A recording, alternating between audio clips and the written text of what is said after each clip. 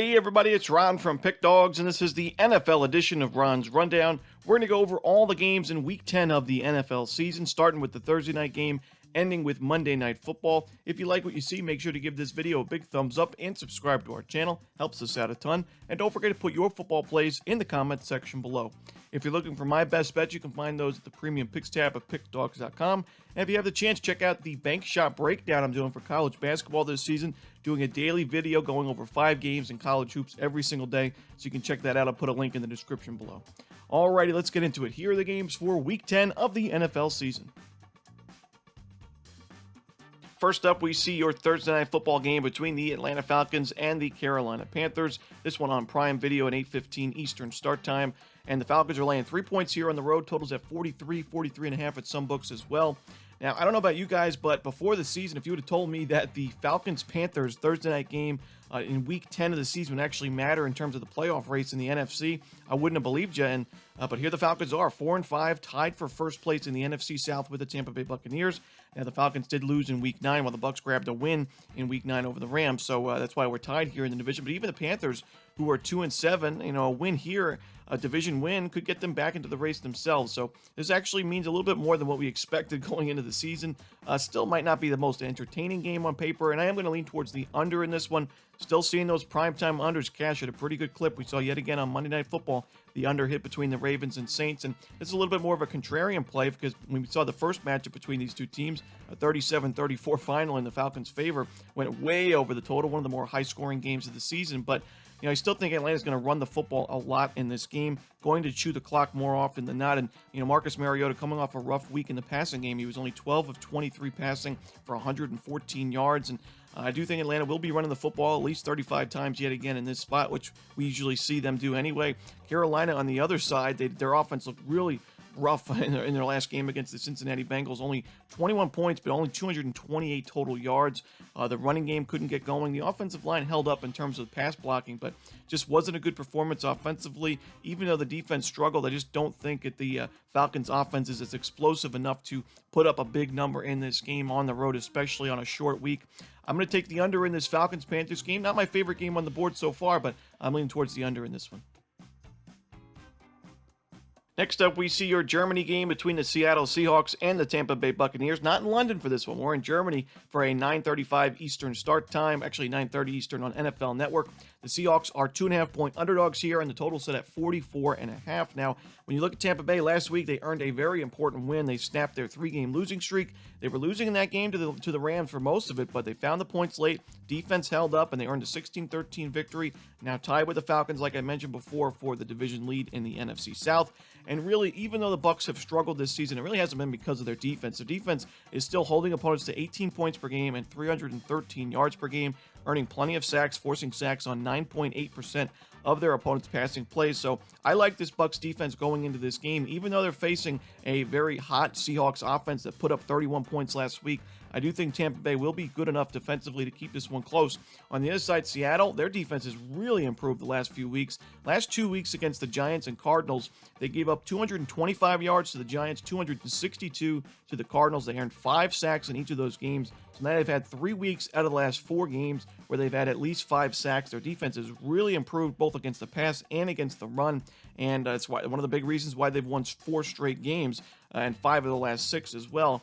I think this is going to be a pretty low-scoring game. It's going to be a pretty competitive one as well. The Bucs continuing to struggle running the football. I think Tony Romo said in that Rams game that the Bucs could have the worst run game in the history of the NFL, and I can't blame them. And they're running for 3 yards per carry and 61 rushing yards per game.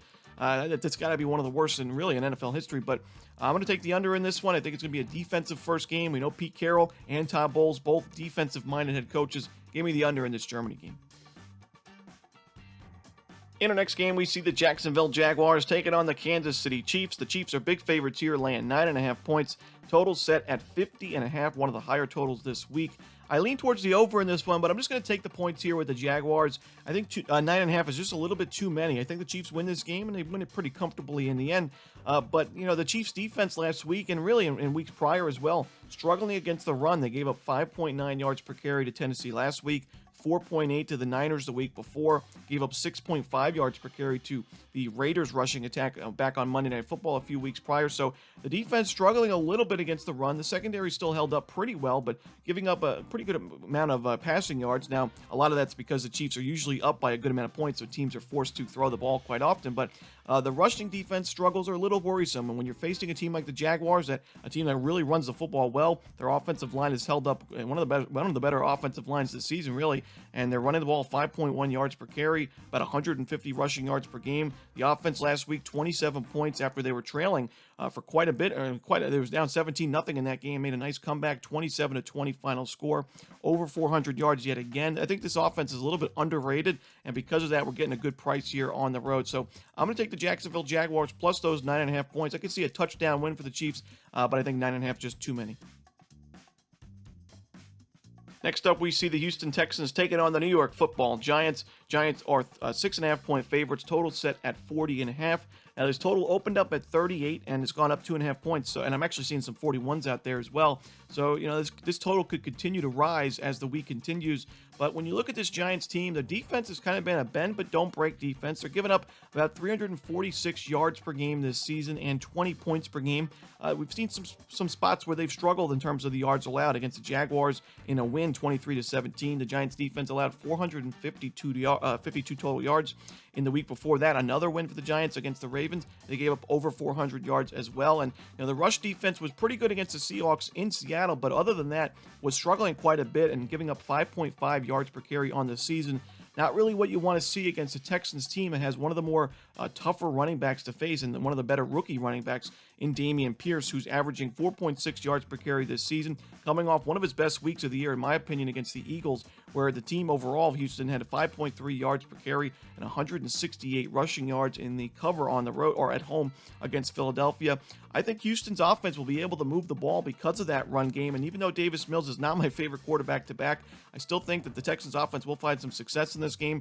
My big worry is this Texans defense is not the greatest on paper. Now, it held up pretty well against the Eagles. The Eagles still scored 29 points in the end, but Houston had 4 sacks in that one. They didn't really get killed on the ground against a really good Eagles ground game. So I think Houston can be competitive in this spot on the road and at least cover this number in the end. I think the Giants win this one, but I think the Texans cover. So give me the points with Houston on the road.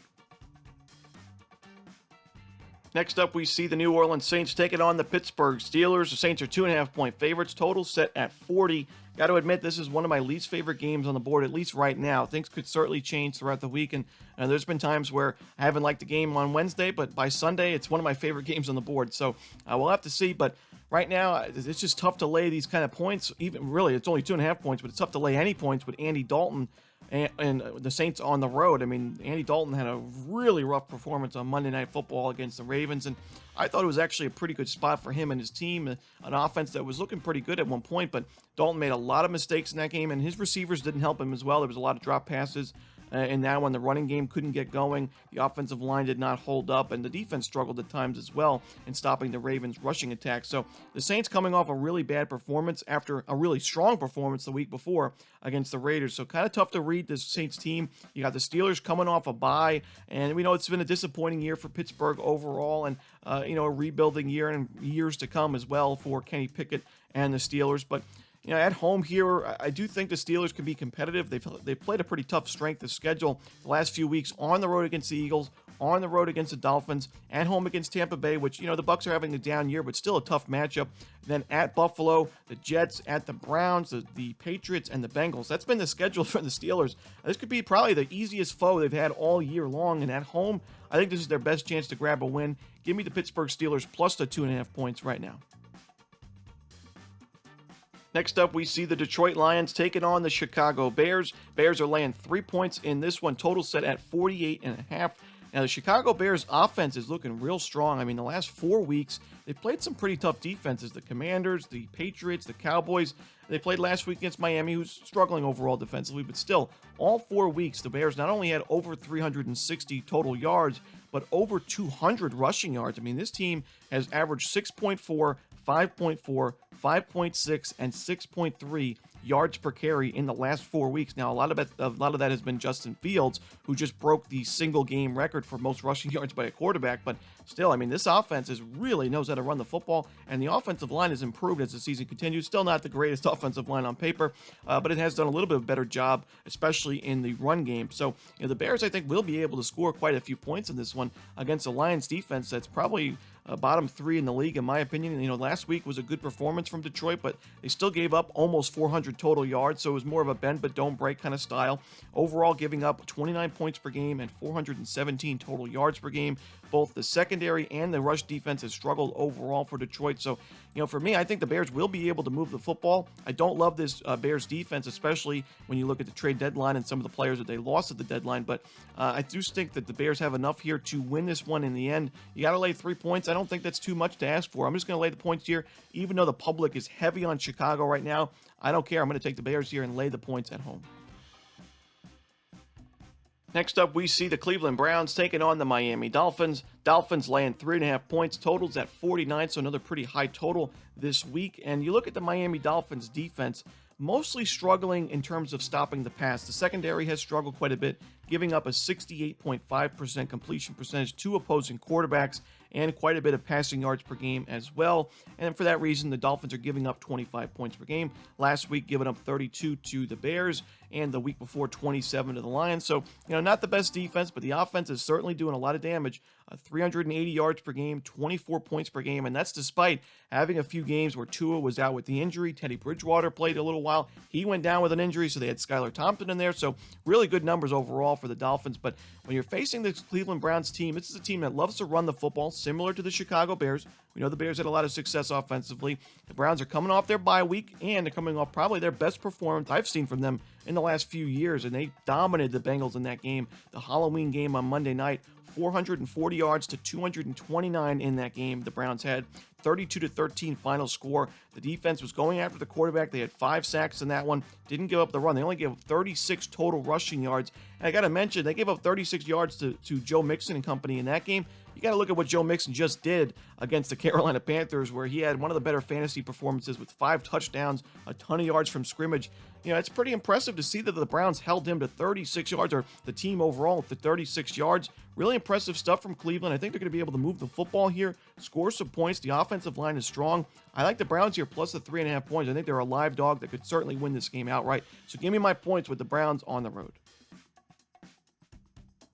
Next up, we see the Minnesota Vikings taking on the Buffalo Bills. The Bills are laying 5 points here. Total set at 45.5. Now, the Bills are currently laying 5 points. And I say currently because we don't know what's going to go on with the Josh Allen injury. Right now, the Bills have said they're hopeful that he's going to be able to play this week, but the suspected injury is a UCL injury. That could be something serious, and we never know what the timetable could be for Allen. We're going to wait and see. We'll get better information as the week continues, so make sure you're always checking up-to-date information with injuries. But even if Allen does not play in this one, I actually like the Bills in this game with Case Keenum or Josh Allen. Now, obviously, if Allen is ruled out, we're going to get a much better price with the Bills. This line will probably drop at least 3 points because of Allen, maybe even more. So I think that the Bills are going to have all the value in this one if Keenum is the starter. If Allen's a starter, we're getting the better quarterback here. Have to lay a little bit more of a price, but I like the Bills in this matchup. I think they're much better on both sides of the ball. They're running the ball very well, averaging over 5 yards per carry. Their defense has been one of the more underrated defenses. We all hear about Josh Allen and the offense, but this defense has only given up 15 points per game. They're earning a lot of sacks and getting a lot of pressure on the quarterback. Their run defense has been a little bit inconsistent the last few weeks. Injuries have played a role in that, but overall, I think the Bills' defense is top 5 in the league. I think their offense is certainly top 5 in the league. Even with Keenum, he's a solid backup with a lot of experience. He's led teams to playoff runs before, and he's had plenty of starting experience in the NFL. I think he'll do just fine if he is the QB, and the Vikings still have some question marks in their secondary. The Commanders were moving the ball pretty easy on them at the end of that game, or in the third quarter, especially against Washington. So I like the Bills here in this one. I'm going to lay the points, lay 5 points right now. We'll see if we're laying any less or more as the week continues.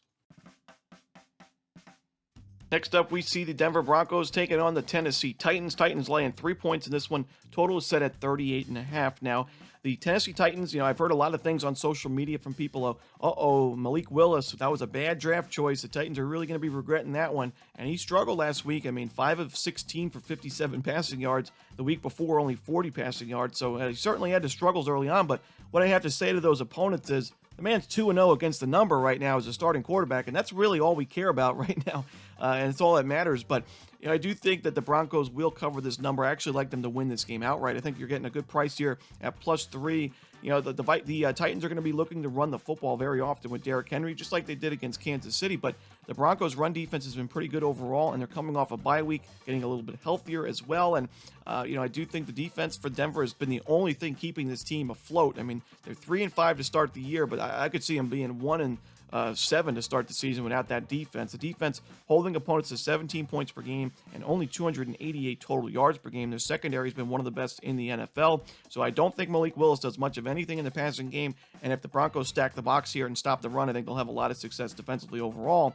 When you look at the offense for the Broncos, yes, Russell Wilson has not been very good at quarterback, and the run game has really been nowhere to be found for the Broncos. But the Tennessee Titans defense, I still have some question marks about them. I mean, last week, yes, they covered the number easily against the Chiefs. It really wasn't even a question. I mean, it was a 13.5-point spread. They lost the game by 3, and the Titans were winning the game for most of that one. But the big thing for you, look at the yardage differential, 499 to 229. The Chiefs had that advantage. You're not going to cover spreads, especially in the favored role when you look at that kind of yard discrepancy. So give me the Denver Broncos plus the 3 points. I think they grab the outright win, so I'll sprinkle a little bit on the money line. Next up, we see the Indianapolis Colts taking on the Las Vegas Raiders. Raiders laying 6, total set at 42.5. Both of these teams have really had disaster years. They were expected a lot of things this season, and they've really underperformed, and the Colts' offense have severely underperformed. I mean, the offensive line is one of the more higher-paid offensive lines in football, but it's been one of the worst. Last week, giving up 9 sacks. The Colts have had some injuries with Jonathan Taylor. He's been held out of the lineup a lot more than they would wanted, but they're not running the football very well. The quarterback play has not been there. The offensive line is struggling. There's just no way I could think about taking the Colts or looking at the over at all in this game. I'm going to take the under. The Raiders' offense has been there at times, but really it's just been inconsistent. Last week, they looked strong in the first half, and then they struggled in the second half offensively. And yes, the defense for Las Vegas has not been very good, but this is their best matchup on paper. If they can't have a good defensive showing this week, they're not going to have a good defensive showing the rest of the season. The Colts defense, even though the offense has been miserable, the defense has actually stepped it up quite a bit this year, holding opponents to 3.8 yards per carry, 20 points per game, and only 307 total yards per game, getting pressure on opposing quarterbacks as well. So give me the under in this Colts-Raiders game. Next up, we see the Arizona Cardinals taking on the Los Angeles Rams. Rams are laying 3 here, totals at 43. Now, both of these teams, similar to the Colts and Raiders, teams that were expected big things. They've underperformed thus far, but I do think the Rams are the better team on both sides of the ball. And at home here, I'm willing to lay the 3 points as they go for the season sweep in the season series between these two. The Rams, I think, defensively, much better against the run, and their secondary is a lot stronger as well. And the Rams don't get a ton of pressure on the opposing quarterback, which is a little bit surprising considering who's on their roster defensively, but I still think that their defense will be able to stop a Cardinals offense that, last week, 262 total yards, getting sacked 5 times against the Seattle Seahawks, which is not the strongest defense on paper. Not what you want to see from Kyler Murray and company. And the defense for Arizona, I've been a really big opponent of their defense. 68.6% completion to opposing quarterbacks. No pressure on the opposing quarterbacks. And now their run defense, which was actually their strength at the beginning of the season, it's also starting to struggle, giving up 173 yards on 6 yards per carry against Minnesota. And then last week, 158 yards and 4.6 yards per attempt against the Seahawks. Can't trust this Cardinals team on the road. Give me the Los Angeles Rams laying the points. Next up, we see the Green Bay Packers taking on the Dallas Cowboys. Cowboys are 5.5-point favorites on the road, and the total is at 43 right now. This is a must-win game for Green Bay. This season, their season right now relies on this game. They have to win this football game at home, and they have 2 home games back-to-back against the Cowboys and the Titans. And I'd say both of those games are must-wins. Do I think the Packers get the win in this one? I'm not so sure, but I do think that they at least cover the number, getting 5.5 points here at home. The defense for Green Bay has been strong all season long. It's not been the reason why the Packers have struggled. It's been because of the chemistry issues between Aaron Rodgers and the Packers receivers. The offensive line has been good. The run game has been inconsistent, but I do think that the Packers offense starting to see some light at the end of the tunnel. Yes, last week, 9 points against the Lions. It's not what you want to see at all against one of the worst defenses in the NFL, but they still put up 390 yards of offense. Last week before that, against a tough Bills defense on the road, 400 total yards of offense. They ran the ball very effectively there. The offensive line has held up really all season long. I think this is, even though the Cowboys get a lot of pressure on the quarterback and their defense has been good overall, they're still giving up a good amount of yards on the ground, and especially the last few weeks. Their secondary's given up a pretty good completion percentage to opposing quarterbacks this season. I do think the Packers will do enough offensively, not a ton, but enough to cover this number and have a chance to win it outright in the end.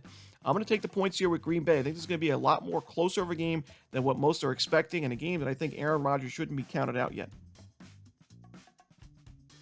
In your Sunday Night Football contest on NBC, we have the Los Angeles Chargers taking on the San Francisco 49ers. Chargers are 7-point underdogs here, totals at 45.5. I'm going to take the 49ers here and lay the points. I think they have a big advantage on both sides of the ball, but especially their running game against the Chargers' running defense.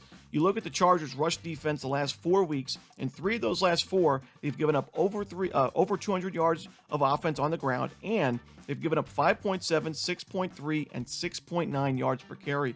You got Christian McCaffrey, a top 5 running back in the league, and a team that loves to run the football and does it pretty effectively. I just don't think this is a very good matchup at all for the Chargers, especially on the road. The Niners' defense is top 5 in the NFL in yards allowed per game, and they get a ton of pressure on opposing quarterbacks. I think this Niners team is about 10 points better than the Chargers at home, so give me the Niners here laying the points. In our final game of the week and your Monday Night Football contest, it's the Washington Commanders and the Philadelphia Eagles on ESPN. The Eagles are big favorites here, laying 11 points, and the total is set at 44 points. Now, the over is actually 4-1 in the last 5 games between these two, but I like the under in this one. I'm going to go with another primetime under. They've cashed at a really good rate this season, and the Commanders, I think the only chance they have in this game is if their defense steps it up, like we've seen in certain spots this year. They've had 3 games this season where they've held their opponents to under 300 total yards, and all 3 of those games against the Packers, Cowboys, and Titans. It's pretty solid teams in that mix. Against the run, the Commanders have been really good. Last week, only 56 yards allowed on the ground to Dalvin Cook and the Vikings rushing attack. Pretty impressive stuff there. The first matchup these two teams played in, a 24-8 final score overall. That went well under the total. So give me the under in this Eagles-Commanders game to end the week. And that's it. Those are the games for Week 10 of the NFL season. Hope you enjoyed this video. If you did, don't forget to leave that like and subscribe. And don't forget to put your football plays in the comment section below. Again, if you're looking for my best bets, you can find those at Pickdawgz Premium. As always, this is Ron Romanelli. Good luck.